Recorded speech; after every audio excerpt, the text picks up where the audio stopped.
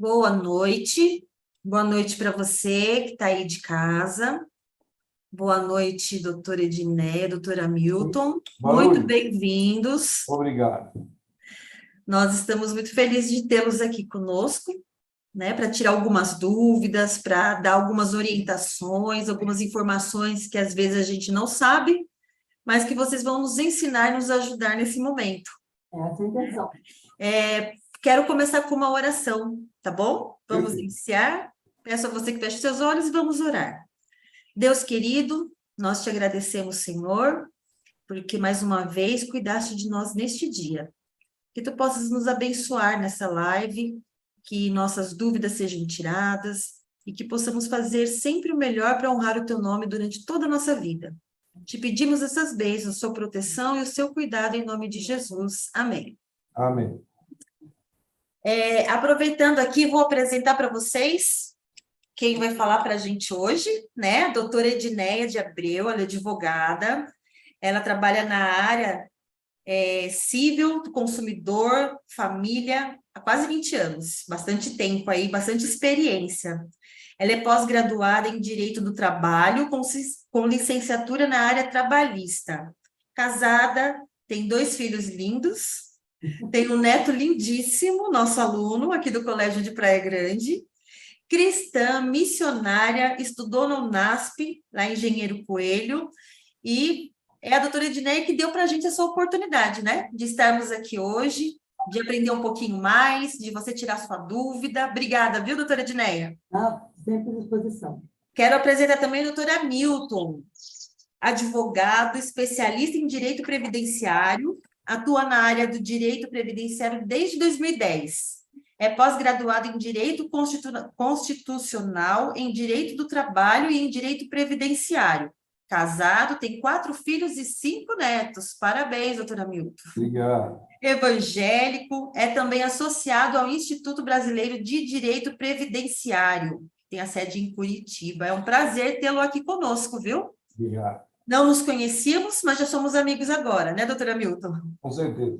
E meus queridos, nós estamos aqui com a oportunidade de aprender um pouco mais. Nós estamos no Colégio Adventista aqui de Praia Grande, transmitindo essa live para todos os colégios da APSE, Mauá, São Bernardo, São Caetano, Diadema, Santos, Guarujá, enfim, aí são 9 escolas que estão participando conosco para aprender um pouquinho, né, de tudo que vocês têm para nos passar.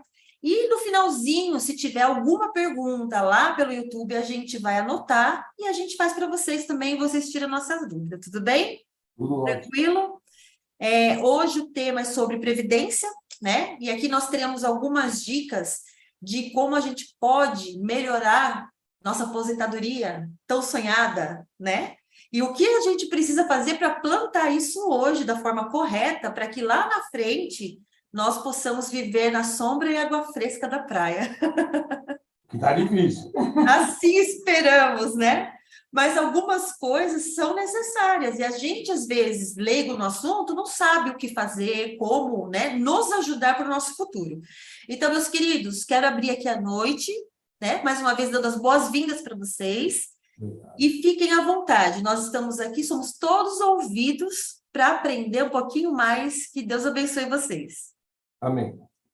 Olha, eu sou pós-graduada e trabalho muito na área civil, também mais na área trabalhista. Se tiver alguma pergunta trabalhista também, vocês podem fazer, que eu vou responder. Agora, no direito previdenciário, essa fera aqui, chamada doutora Milton, esse cara é o cara, entendeu? Para eu responder tudo, ele é muito bom mesmo no que ele faz, e vocês vão estar muito satisfeitos com as respostas que ele vai dar. Legal. Só porque é minha amiga fica mentindo. Não é nada. Nós vamos tirar a prova agora, doutora Milton, se é bom ou se não é, vamos lá. Bom, a primeira dúvida é essa que você colocou. O que a gente pode fazer para ter uma aposentadoria melhor no futuro? Isso daí, para essa situação, nós chamamos de um planejamento previdenciário. Esse planejamento previdenciário é muito bom você fazer com bastante antecedência, pegando já as contribuições que foram feitas e vendo quais contribuições a gente deve fazer, porque, de repente, você não precisa contribuir todo santo mês. Você pode contribuir alternadamente, depende do que você precisa. Se precisar de tempo para a aposentadoria, tem que contribuir todo santo mês. Se você tiver a perspectiva de aposentar por idade, você não precisa de tanto tempo, você precisa de um tempo mínimo. Talvez você tenha que fazer umas contribuições com maior qualidade, maior valor. Então, para não ficar tão pesado, você pode contribuir uma a cada 3 meses, uma a cada 6 meses. E aí você joga isso num programa de cálculo e você vai fazendo simulações. Isso a gente chama de planejamento. Pegar as contribuições que já tem e umas futuras contribuições. Se você tiver a opção de contribuir de um jeito ou de outro, ou seja, com valor menor ou maior, fantástico. Você vai ter um resultado melhor. Agora, se você é empregado, você vai contribuir com aquilo que você recebe. Não tem como melhorar, a menos que você exerça uma segunda profissão como autônomo, como contribuinte individual. Você pode contribuir e vai somar esses valores para melhorar lá na frente. Tá? Então, esse planejamento previdenciário é legal. Só mais uma coisa que eu acho que é legal falar, porque tem muita gente que, às vezes, confunde. Até 98, os cálculos do benefício da aposentadoria, ele pegava os 36 últimas contribuições e tiravam a média. Então, as pessoas bem avisadas, elas passavam a vida dela contribuindo com um valorzinho desse tamanho. Quando faltava 3 anos para dar o tempo dele, ele contribuía pelo teto. Aí o que acontecia? Ele aposentava pelo teto. Isso não era justo, porque aquela pessoa menos informada passava a vida dela contribuindo. Aí faltava 3 anos para ela aposentar, ela perdeu o emprego.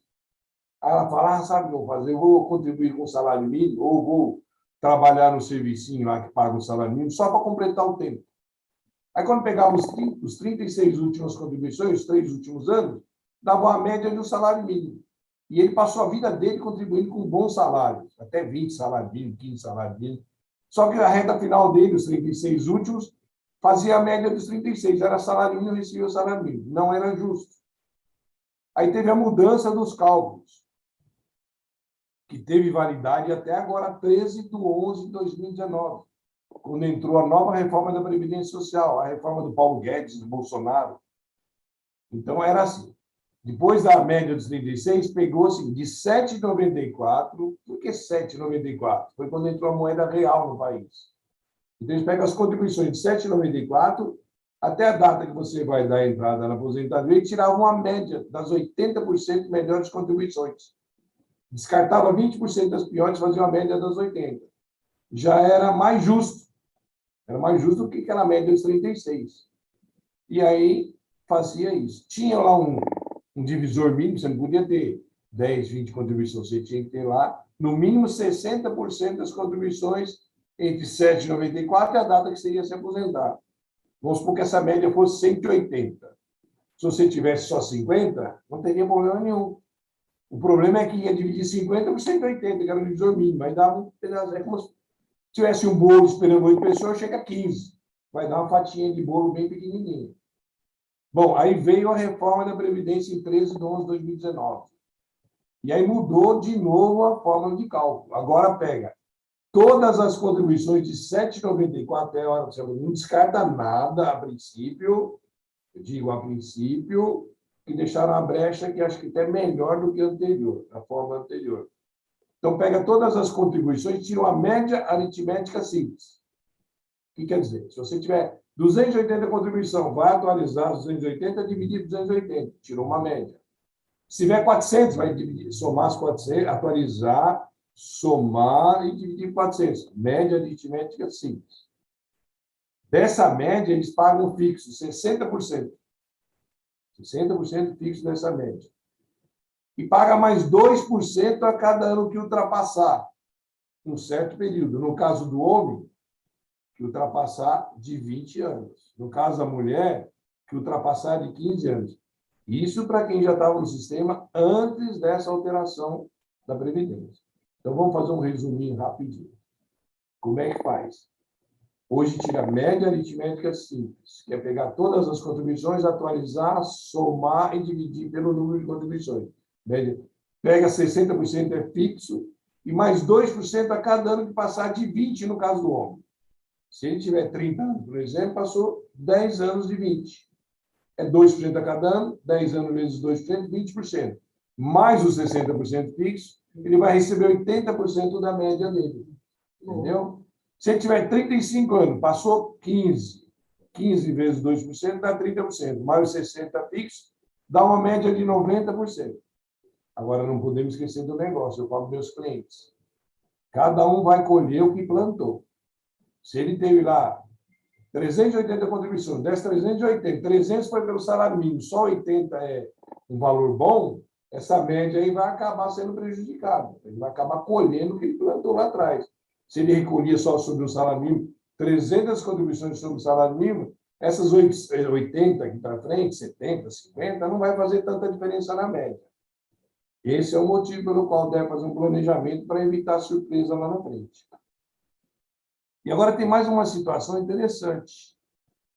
A aposentadoria do homem e da mulher é o que passar de 15 anos. Se a mulher tiver 25 anos, passou 10 vezes 2%, dá 20. Mais 60, ela vai receber 80%, com 35 anos de contribuição. Agora tem uma situação muito interessante, que de repente a pessoa fala assim, já estou chegando à minha idade, que é hoje o homem 65 anos de idade e a mulher 62. Ela tem que ter, ambos têm que ter um mínimo de 15 anos de contribuição. 15 anos. Então, se ele tiver 25 anos, ele pode descartar, e descartando as contribuições, eles chamam de descarte mesmo. Vai descartando até deixar o mínimo necessário, que é 15 anos. E ele vai chegar no melhor benefício. O sistema do INSS, os programas de cálculo, por faz isso. Você tem 25 anos, ele começa a descartar, vai descartando até chegar no melhor benefício. De repente, com 17 anos, é melhor benefício do que com 25 anos. Eu digo para meus clientes, você prefere 60% de 100 mil reais ou você prefere 100% de 40 mil reais? Então, esse percentual vai ser menor, mas sobre um montante maior, que ele vai descartando as piores contribuições, deixa só as melhores, aí essa média vai aumentar bem. Então, para essa situação, aposentar por idade, o homem tem que ter 65, a mulher 62, e o mínimo de 15. Se ele tiver só 15 anos, ele vai receber 60% da média e ponto, não tem que descartar. Mas se ele tiver 25 anos, dá para ir descartando, vai descartando para deixar o mínimo necessário, entendeu? Então, essa parte do descarte é interessante, porque aí tem muita gente que fala, mas primeiro a média era 80% melhor, descartava 20%, agora não descarta nada. De repente, você descarta mais que 20%. Dependendo da quantidade de contribuição que você tem, você vai descartando todas as piores, deixa só as melhores. Vai dar uma média interessante. Tudo isso faz parte do planejamento para o futuro. Não adianta esperar, quando a pessoa tiver 65 anos, procurar um especialista em direito previdenciário, e aí não tem mais o que fazer. Não tem como planejar nada. Já, a pessoa já está com 65 anos de idade, a mulher com 62, ela não aguenta mais. A professora fala, não aguento mais ficar na sala de aula. O bancário fala, não aguento mais de trabalhar no banco. Está estressado. Não dá para fazer mais nenhum planejamento. Por isso, quanto mais rápido, quanto mais novo fizer um planejamento previdenciário, melhor. Melhor. Aí nós estamos falando praticamente do segurado empregado. Agora existe o segurado, antigamente chamava autônomo, hoje chama contribuinte individual. Tem dois tipos de contribuinte individual, 3, na verdade.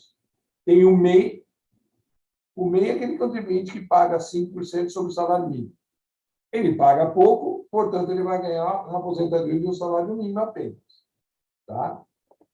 Tem o contribuinte individual que presta serviço para outras pessoas, é um vendedor de banana, é uma professora particular, é um professor de música, é um torneiro.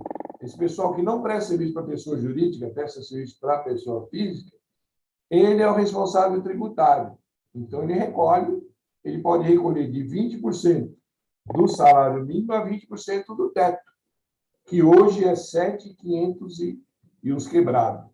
Ou seja, dá 1.550 se ele quiser recolher 20% sobre o teto. Então, ele fica à vontade. Que valor que ele vai recolher? Não esquecendo, depende do planejamento previdenciário que foi feito. Ele tem que fazer esse planejamento. Esse sim, que é autônomo, contribuinte individual, ou outro tipo de contribuição que eu falo facultativo, ele tem que fazer esse planejamento, porque é ele que contribui. É diferente de empregado. O empregado não tem muito o que fazer. O que o empregado vai fazer é contribuir além do que ele contribui, falando lá no INSS, eu sou contribuinte individual, sou autônomo, eu dou aula de balé à noite, dou aula de costura, faço qualquer outra atividade, entendeu? Mas o contribuinte individual, que é um antigo autônomo, esse sim, pode planejar melhor o futuro dele. O trabalhador também, por que não? Ele, de repente, ele pode parar de trabalhar e falar, a partir de agora eu vou contribuir uma vez por ano só, sei lá como é que ele vai ganhar essa renda. De repente, ele vai ser um autônomo bem-sucedido e já está trabalhando. Então, praticamente é isso. Então, as grandes mudanças da Previdência foi a fórmula de cálculo e esse planejamento aí que atiçou muita gente em pensar no futuro, não deixar para a última hora. Então, essa foi a grande mudança da Previdência, tá? E aí, como eu já disse, existem os dois tipos de segurado, né? Contribuinte individual, que é o antigo autônomo, e o facultativo. Quem é contribuinte individual? Quem ofere renda. Qualquer atividade que ele exercer ofere renda, ele tem que contribuir como contribuinte individual. Facultativo, o desempregado, a dona de casa, o estudante. De repente, os pais já querem começar a pagar a previdência para o filho para um dia ele se aposentar. Já pode começar a pagar como facultativo. Facultativo é aquela pessoa que não tem obrigação, mas ela pode contribuir. Mesmo porque é interessante contribuir. Se por acaso ficar doente ou sofrer um acidente, ela tem uma cobertura do INSS. E essa cobertura, de novo, vai depender das contribuições, média da contribuição, tal, aquela historinha. Então, você vai colher o que você plantou. Mas, então, existe o segurado contribuinte individual e o facultativo. Facultativo, dona de casa, desempregado, estudante, são os principais. E contribuinte individual é aquele pessoa física e a pessoa jurídica, para quem presta serviço para pessoa jurídica. Quem presta serviço para pessoa jurídica, como contribuinte individual, ele não é o responsável tributário. Quem é o responsável tributário é o tomador de serviço. Portanto, ele não precisa se preocupar em recolher a previdência, que a pessoa que toma o serviço dele já desconta e já recolhe. É obrigação dela. Portanto, se ela recolher atrasado ou recolher a menor, não é problema do segurado. Ele vai estar coberto. É diferente do contribuinte individual, que presta serviço para pessoa física. Ele é o responsável, ele tem que pagar na data, não pode pagar abaixo do salário mínimo, 20% do salário mínimo. Então, ele tem algumas responsabilidades, o contribuinte individual, pessoa que presta serviço pessoa física. Quem presta serviço pessoa jurídica, ele não tem responsabilidade tributária, a responsabilidade é da pessoa jurídica que tomou o serviço dele. Então, tem esses dois tipos de contribuinte individual e tem o empregador, empregado e os autônomos. Tudo isso aí faz parte do segurado obrigatório. Né? Já tem segurado obrigatório, que tem o contribuinte individual, o empregado, o empregador, entre outros. E o segurado facultativo, que é a dona do lar, o desempregado e o estudante. Então, são os dois grandes grupos, né? Segurado obrigatório e segurado facultativo. Dentro do obrigatório, empregador, empregado, contribuinte individual. Dentro do facultativo, pessoa do lar, estudante e desempregado. Pode recolher como facultativo. Tá? E o MEI, para você recolher como MEI, basta 5%. Agora, na hora de aposentar, essa é uma dica interessante. A pessoa está recolhendo MEI, só 5%. Está recolhendo MEI. Quando chegar perto de aposentar, ele tem que dar um jeito de parar de contribuir MEI. Porque se ele pedir aposentadoria como MEI, vai ser de um salário mínimo. De repente, ele tem contribuições boas lá para trás. E se ele parar de contribuir com o MEI, vai fazer a média. De repente, melhora. Ou se ele for direto aposentar com o MEI, vai ser de um salário mínimo o benefício dele. Entendeu? Então, essa é uma atenção que tem que ser tomada se você pretende pagar como MEI. Vai pagando, vai pagando. Quando chegar perto da aposentadoria, você para de pagar MEI, muda e passa a contribuir como individual. Contribuinte individual, que é o antigo autônomo. Quais são os outros benefícios que a Previdência Social dá para a gente? A gente tem que diferenciar o benefício previdenciário com o benefício assistencial. Tem muita gente que fala, minha vizinha aposentou e ela nunca contribuiu para o INSS. Opa! Ela não aposentou, ela ganhou um benefício essencial, vulgarmente conhecido como LOAS. O nome correto é benefício de prestação continuada. É um benefício assistencial para quem nunca contribuiu ou para quem contribuiu faz tempo e agora está contribuindo, e aí ele pode pedir esse benefício. Quais são os requisitos para pedir esse benefício? O primeiro passo é se cadastrar no CRAS, no Cadastro Único. Aqui na Praia Grande tem várias unidades do CRAS, Centro de Referência da Assistência Social. Você vai lá e vai fazer um cadastro. As atendentes, né, vai te atender lá, como é que chama? Deixa eu ver, assistente social, vai fazer o seu cadastro, vai fazer um questionário, e se você se enquadrar, eles vão te colocar no cadastro único. O primeiro passo é estar no cadastro único. E esse cadastro único tem que ser atualizado de 2 em 2 anos.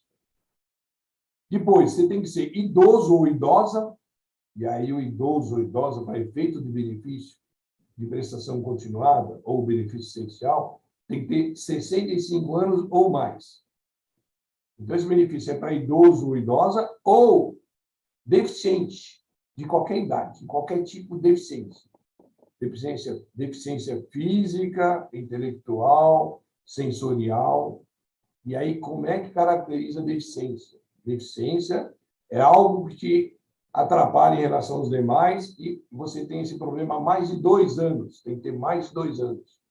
Senão, não é caracterizado deficiência.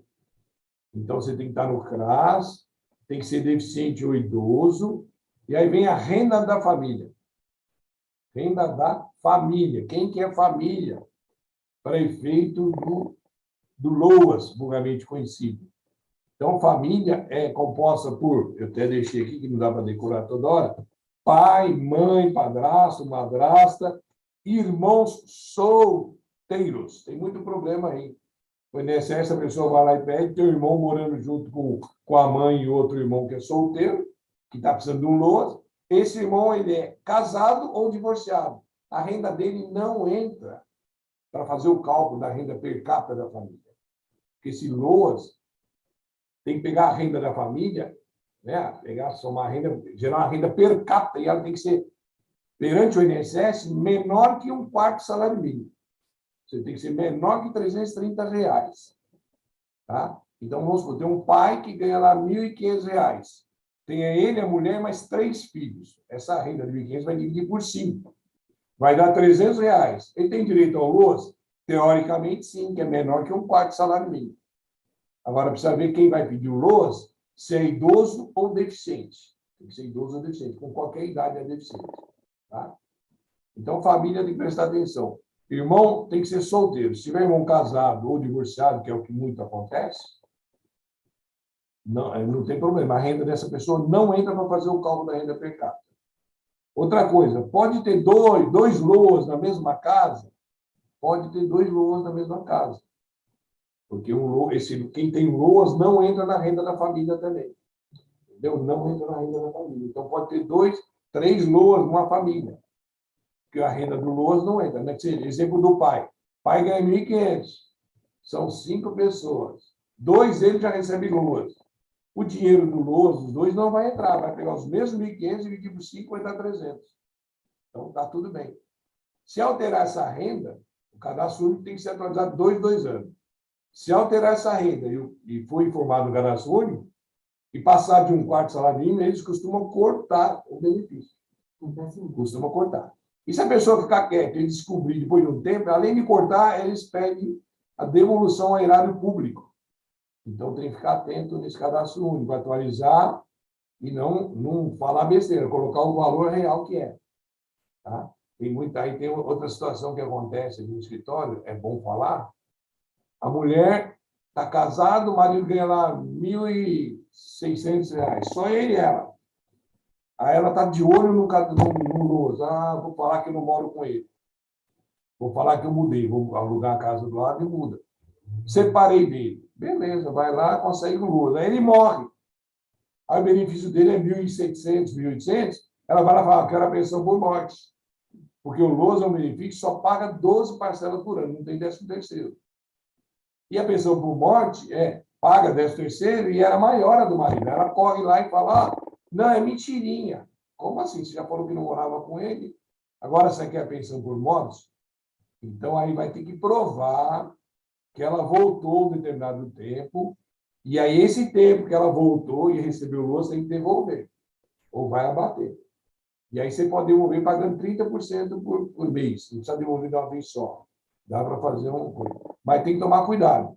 Ou você recebe, fica esperando a aposentadoria, a pensão por morte do marido, ou você para de vez, por caso, e recebe LOAS. Mas depois não adianta ir lá chorar, pedir a pensão por morte. É complicado.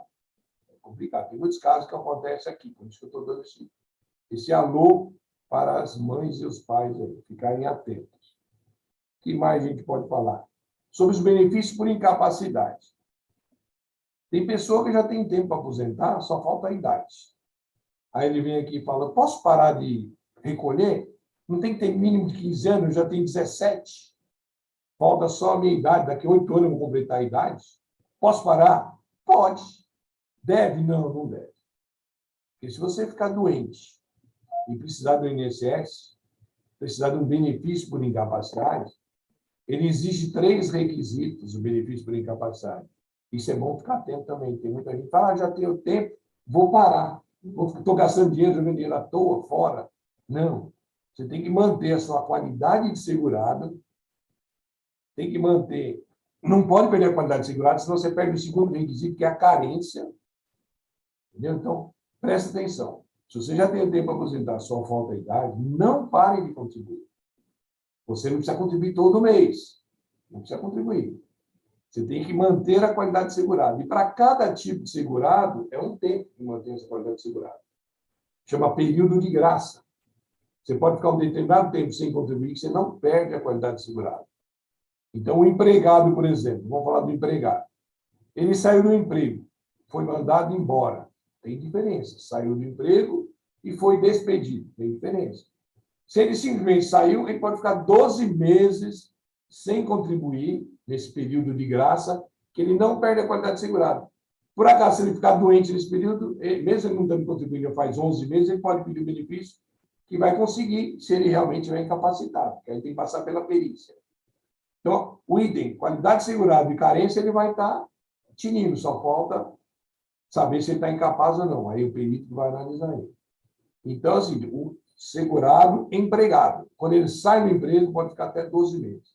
Se ele foi despedido e tiver como provar, o seguro-desemprego, o termo de rescisão de contrato, coisa que o valha, ele pode ficar mais 12 meses, pode ficar até 24 meses, 2 anos, sem contribuir por esse período de graça, que ele não perde a qualidade de segurado. Portanto, se ele foi mandado embora, ele pode ficar 24 meses. Quando estiver chegando 24, corre lá e paga uma. Paga uma. E aí vai depender de como você vai pagar. Se você vai pagar como facultativo ou como contribuinte individual. Se você for pagar como contribuinte individual, estou exercendo, estou dando aula em casa, particular. Então, você pode contribuir como contribuinte individual. Pode pagar uma por ano. É certo? Não, não é muito certo, mas pode. Uma por ano. Se for facultativo, não pode passar de 6 meses. Tem que pagar uma a cada 6 meses. Entendeu? Então, assim, você é empregado, você foi demitido, ficou 24 meses. Quando estiver chegando 24 meses, graças a Deus não está doente, vai lá e paga uma. Se pagar como contribuinte individual, você pode pagar a próxima daqui 12 meses. Se pagar como facultativo, daqui 6 meses, tem que pagar uma próxima. Aí, 6 meses, 6 meses, 6 meses, até chegar sua aposentadoria. Para não perder a qualidade de segurado. Tá? Não pode perder a qualidade de segurado. Porque quando você perde a qualidade de segurado, falando ainda do benefício por incapacidade, são 3 requisitos: qualidade de segurado, carência. Carência é o número de contribuições pagas em dia. Para um benefício por incapacidade, tem que ter 12 carências na vida toda. Quando você perde a qualidade de segurado, você tem que pagar 6 seguidas para readquirir a carência. Ah, mas pagando uma só já readquire a qualidade de segurado? Sim. Mas a carência você tem que pagar 6 seguidas. Aí, a partir daí, você já tem a qualidade de segurado e a carência. Se precisar de um benefício por incapacidade, basta comprovar a incapacidade perante a perícia médica. Então, é interessante não parar de recolher. Vem e vê como você vai recolher, se é como contribuinte ou como facultativo. Aí tem que recolher nesse período. Só para concluir, empregado, segurado empregado. Quando ele sai, ele tem 12 meses. Se ele for mandado embora, mais 12 meses. Se ele tiver mais que 120 contribuição na vida dele, para trás, sem ter perdido a qualidade de segurado, ele pode ficar mais 12 meses, pode ficar 3 anos, 36 meses, sem contribuir. O período de graça dele passa a ser 36 meses. Ele pode ficar até 3 anos. Porque às vezes a pessoa perde o emprego, você foi demitido e fica desesperado. E agora? Você pode ficar até 3 anos sem contribuir. Você não perde a qualidade de segurado, não perde a carência, sem precisar de benefício por incapacidade, você está coberto. E aí, depois desses 3 anos aí, você vai ver se for contribuir como contribuinte individual, a cada 12 meses uma. Se for como facultativo, a cada 6 meses uma. E o contribuinte individual? Eu sou contribuinte individual, eu pago carnezinho todo mês.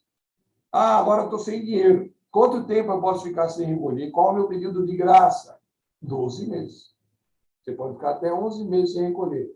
Chegou no 12º, dá um jeito e paga uma lá. Mais uma dica, se o INSS estiver escutando, me mata. Mas você pode pagar a menor. Não tenho dinheiro. O valor é R$150. Paga 50. Paga 50 que você não ficou, você não perdeu a qualidade. Só que se você for precisar do benefício, você tem que complementar. De repente, você tem dinheiro agora, daqui 6 meses, um ano, quando você precisar, você tem dinheiro, vai lá e complementa. Isso é um macetinho que o INSS não gosta que a gente fala, mas eu sou advogado previdenciário para cuidar dos direitos dos segurados. Não cuidar do INSS, desculpa aí. Então, essa dica aí, tá? Benefício por incapacidade funciona desse jeito. E o segurado facultativo, se precisar de um benefício por incapacidade, também tem direito. Desde que não tenha perdido a qualidade de segurado e a carência. Isso é importante. Tá? Quais são os outros benefícios? Salário de maternidade. A mulher tem direito ao salário de maternidade, 3 parcelas.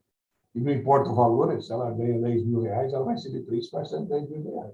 Não importa o teto do INSS. Tem o auxílio reclusão, que teve uma mudança. O auxílio reclusão, é para bandido? Não. De repente você está passando o trânsito, perde a cabeça, mata alguém sem querer. Pronto, vai preso. E a família? É o auxílio reclusão que vai ajudar a família. Até essa reforma, não tinha carência. Então, bastava comprovar que ele estava desempregado e que a renda dele era abaixo do mínimo. Hoje tem que ter 12 contribuições de carência. Se o cara é um trabalhador, ele vai ter 12. Agora, se é bandido, não tem. Ele não vai ter direito mesmo à pensão. É um benefício, chamado auxílio reclusão. Tá? Esses são os principais benefícios da Previdência.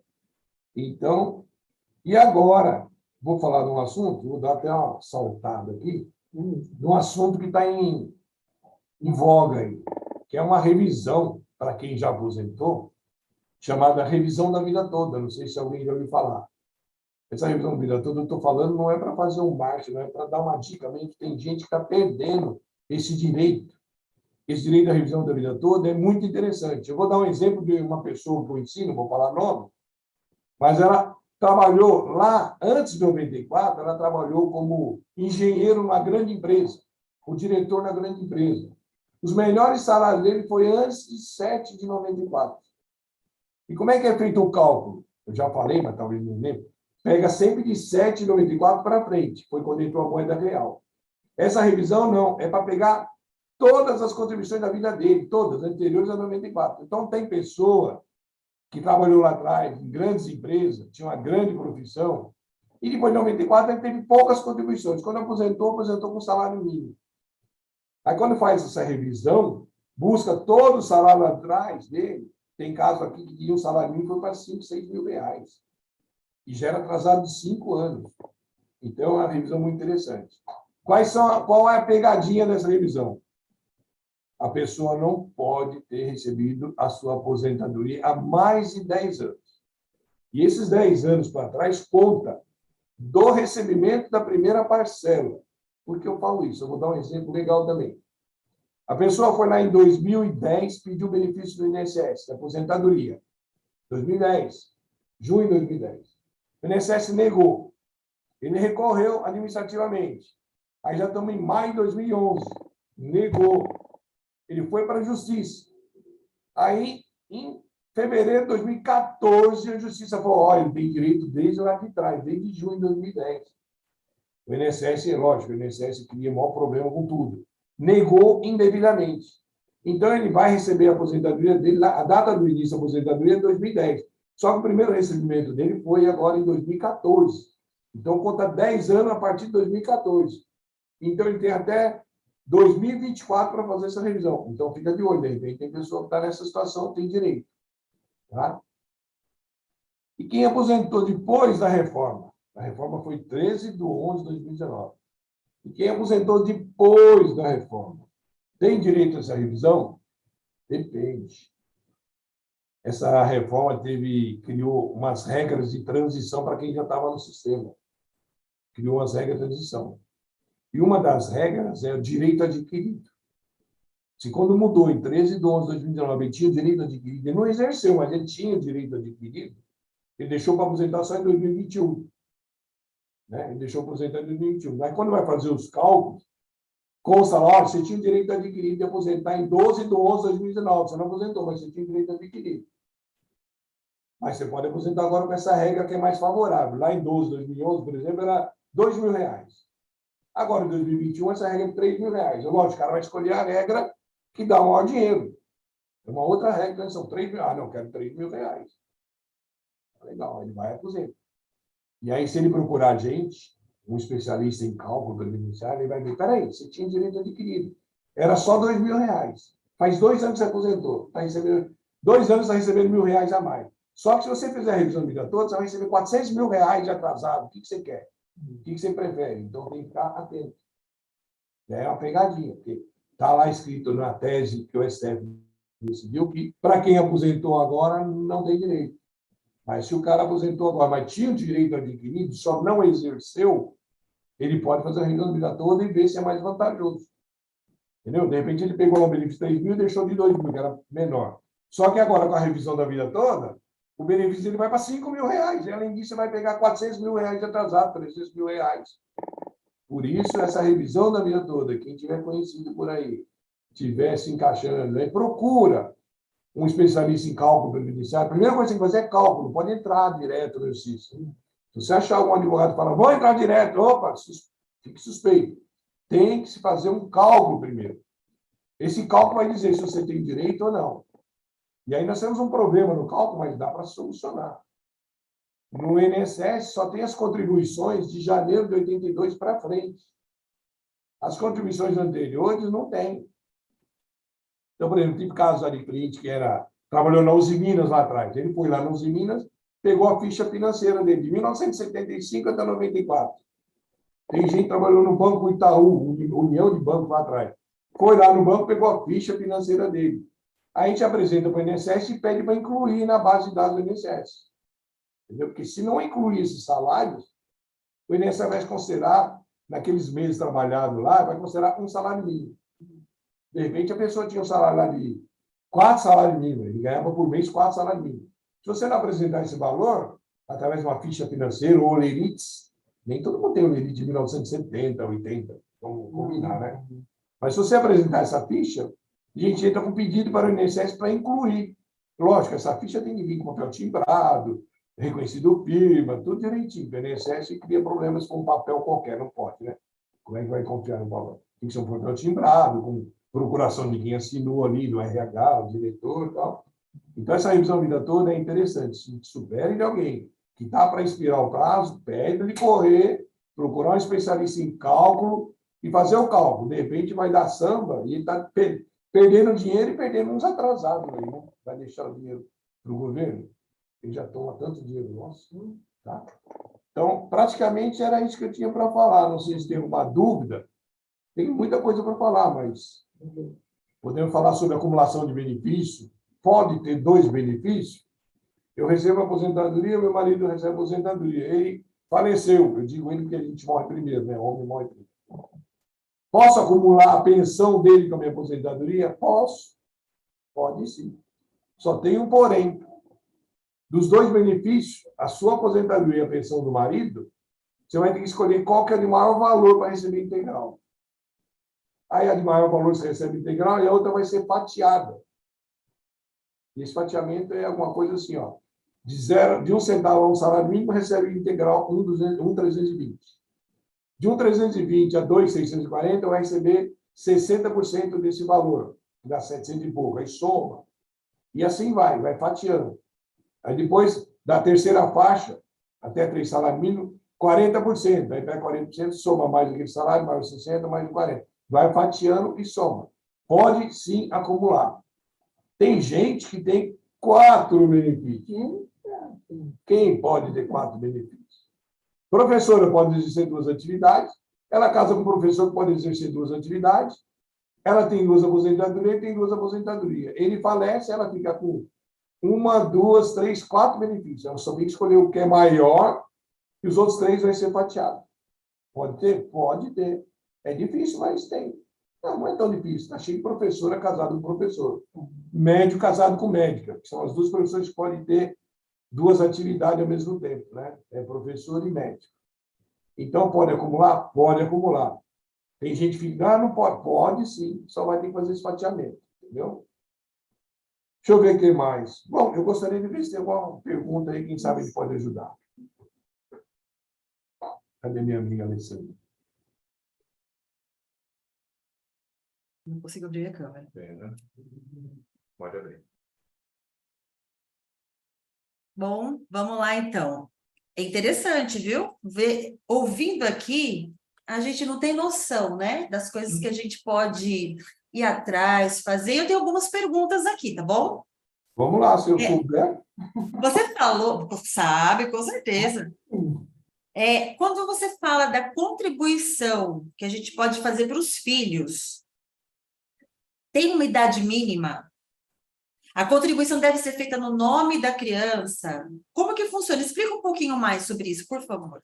A pessoa tem que ligar no 135 do INSS, 135, e cadastrar ele, escrever ele no INSS e falar que vai começar a contribuir para a criança.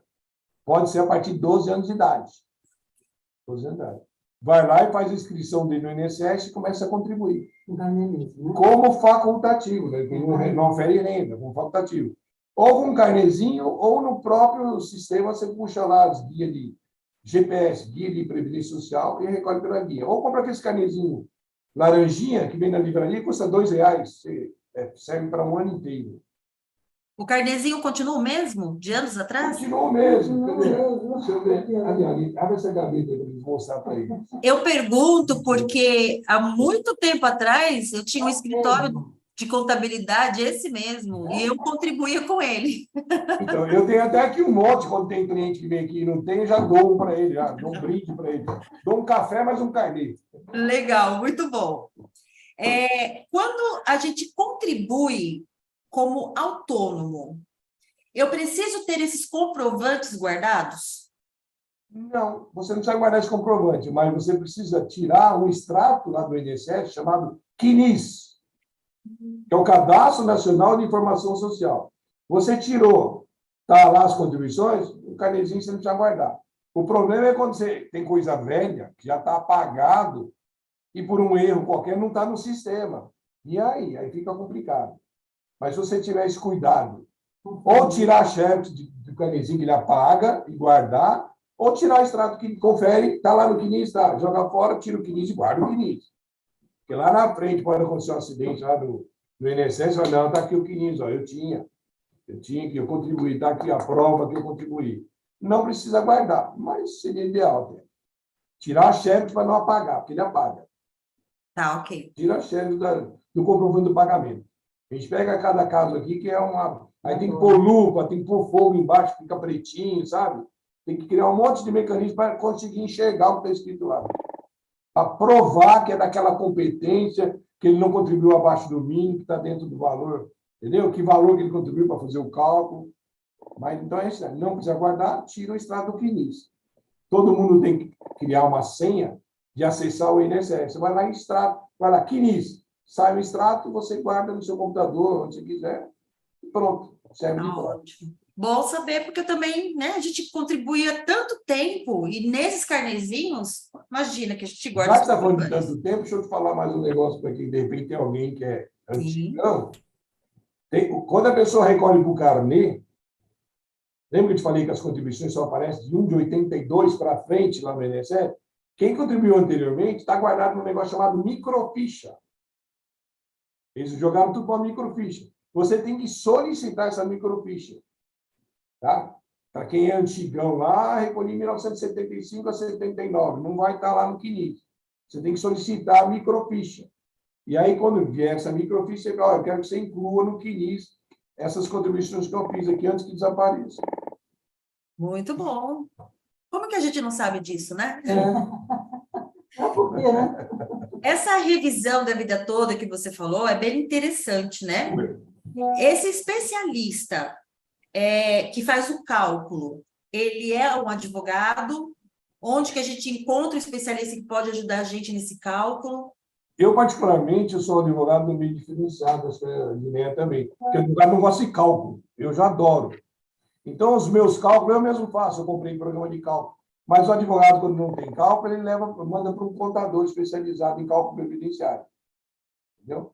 Mas a gente no escritório tem... Aliás, hoje tem bastante programa de cálculo. A maioria dos advogados previdenciários tem esse cálculo, esse programa de cálculo. Seja um ou outro, ele tem. Ele consegue fazer. Que a primeira coisa é fazer cálculo. Porque se você entrar lá, vai perder tempo e dinheiro sem saber se vale ou não. E outra, você tem que provar para o juiz, ó, eu estou entrando com essa revisão porque ele tem direito, ó, olha a diferença, tem que provar.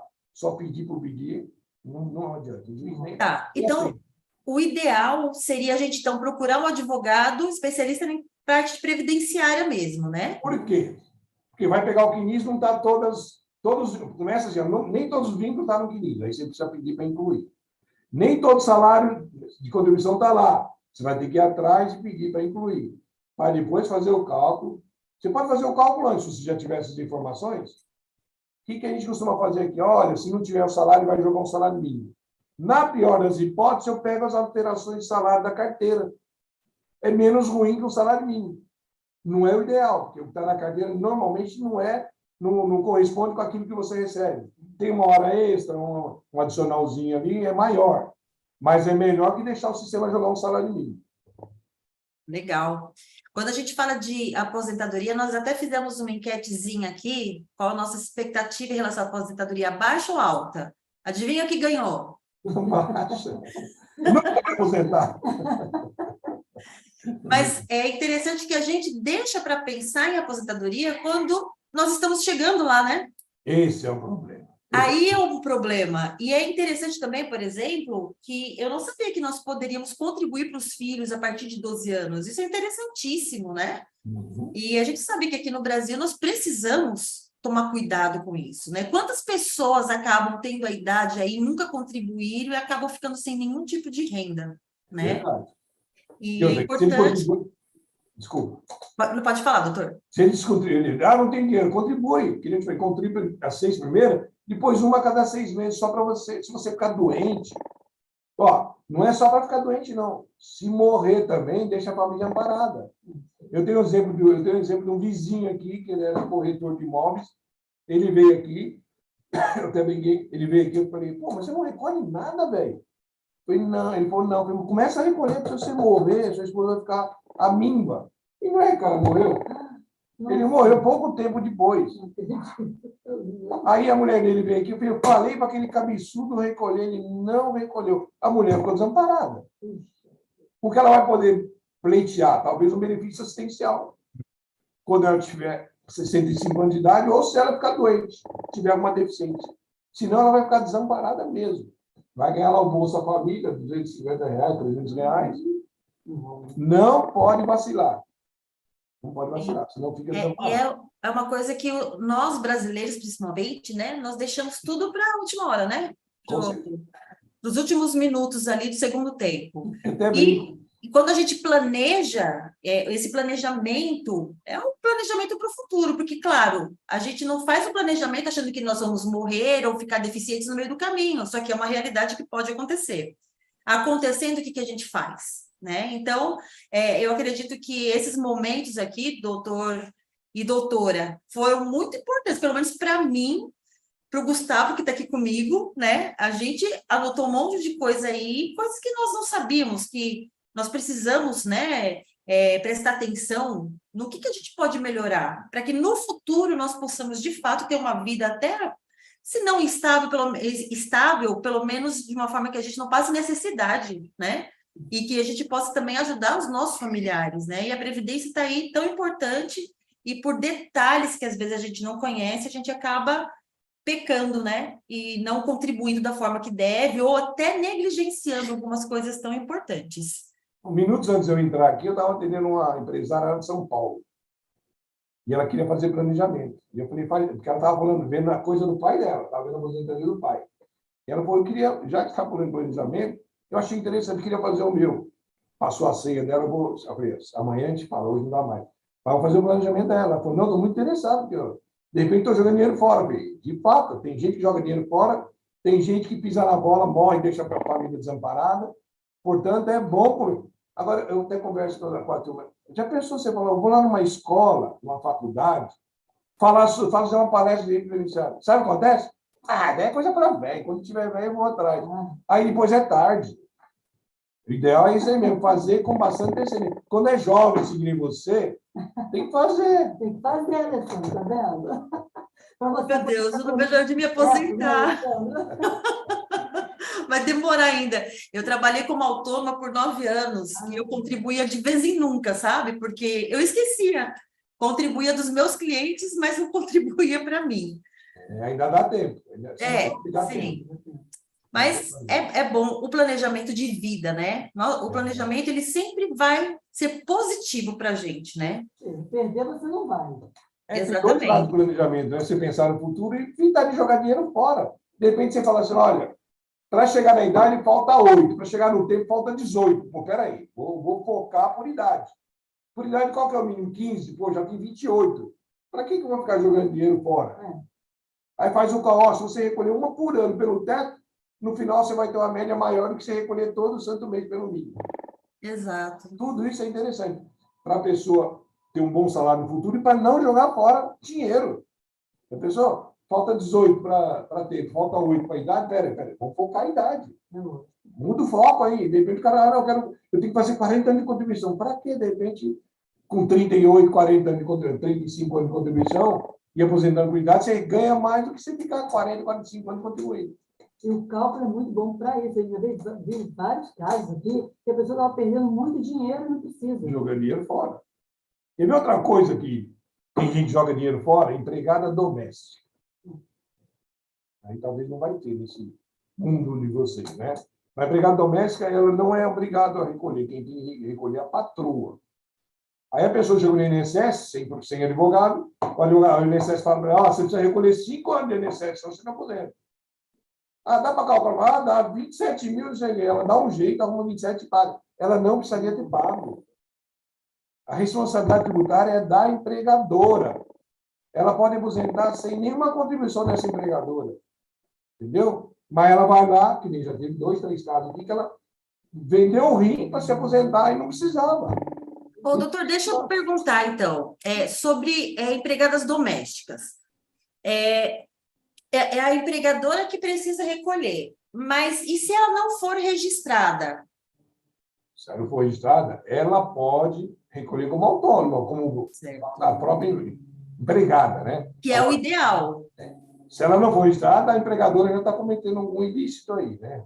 Porque tem muitas hoje que a gente vê, né, na realidade, que trabalham em várias casas, mas não tem registro nenhum. Então isso aí não seria empregado doméstico, seria faxineira, ela presta serviço uma vez por semana, aí não caracteriza emprego, entendeu? Mas aí ela tem que cuidar dela, né?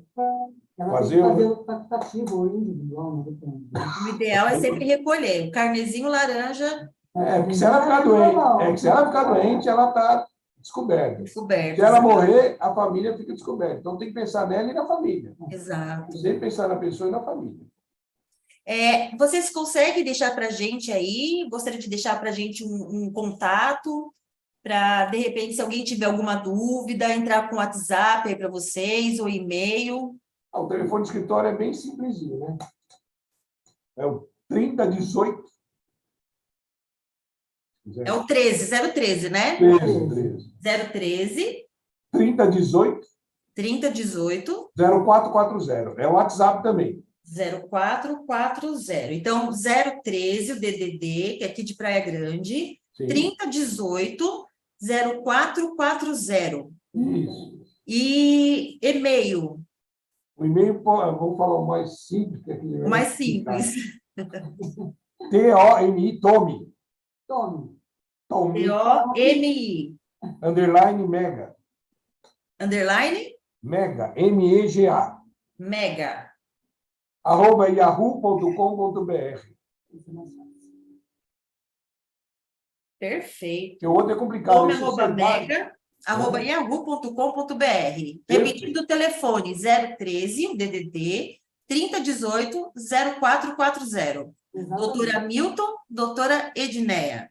Perfeito. Estamos às ordens. Então, aqui, para os pais que estão ao vivo aqui com a gente, se tiver alguma dúvida, se quiser entrar em contato com eles, eles estão à disposição da gente aqui para conversar um pouquinho, né? E tirar essas dúvidas aí que às vezes pode surgir, né? Quantas Se vier coisas. passear na Praia Grande, além de tirar todas as dúvidas, toma um cafezinho ainda. Ganha Na praia. É. Cafezinho tem lá nos outros lugares. O que vocês precisam oferecer aqui é uma água de coco na praia. Perfeito. Aí, ó, monta uma tenda, aí a pessoa vai lá, tira as dúvidas. Vamos providenciar. Vai ser sucesso. Vamos providenciar. Vamos providenciar. Boa ideia, Alessandra. Tá certo. Queridos, olha, agradeço aqui todos os que entraram aqui na nossa live, né, que estiveram presentes com a gente aqui. A live vai ficar gravada no YouTube. Caso você queira partilhar aí com algum familiar, algum amigo, fique à vontade. Nós colocamos também os contatos do doutor Hamilton, da doutora Edneia. Caso você queira conversar diretamente com eles também, eles estão à disposição. E nós queremos agradecer aos que participaram da live, e principalmente vocês, amigos agora, né? A doutora Edneia já era minha amiga, a doutora Hamilton. Muito obrigada pelo tempo de vocês dedicado aqui nessa live. Foi muito bom, pelo menos eu gostei bastante. É um assunto que, infelizmente, só quando a gente começa a pensar mesmo, que já está quase chegando, que começa a ser importante, relevante, né? E é interessante pensar bem antes. Exato. E quando é feito esse planejamento, a pessoa só tem a ganhar, né? Sim. Mas quem sabe essa live aí possa ser propagada para outras pessoas que abram essa visão, abram a mente para poder começar a pensar nisso a partir de agora, para planejar o seu futuro, né? Que tem um futuro mais tranquilo, vamos dizer assim, né? Se surgir mais dúvidas e quiser fazer uma nova live, estamos aí.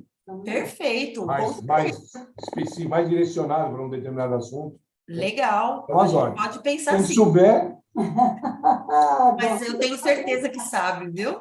Ele é modesto. A Edneia estava certa, viu? Quando ela fica te elogiando. Doutora Milton, muito obrigada, viu? Que Obrigado Deus a você. abençoe grandemente sua vida, seu trabalho, doutora Edneia também. Que vocês possam aí ajudar muitas pessoas, né? A melhorarem um pouquinho a vida ali, né? A gente sabe que o povo brasileiro é um povo muito sofrido, né? E quando vocês têm esse conhecimento todo e estar dispostos a ajudar a gente agradece de coração, isso é muito bom. disponha. Foi um prazer. Que Deus abençoe vocês. Amém. Boa noite. Boa todos. noite para você também que está ao vivo com a gente aqui. Que vocês tenham um bom restinho de noite e uma feliz sexta-feira amanhã. Obrigada, Obrigado, viu? igualmente. Tchau, boa noite. Obrigada, pessoal. Saiu do YouTube.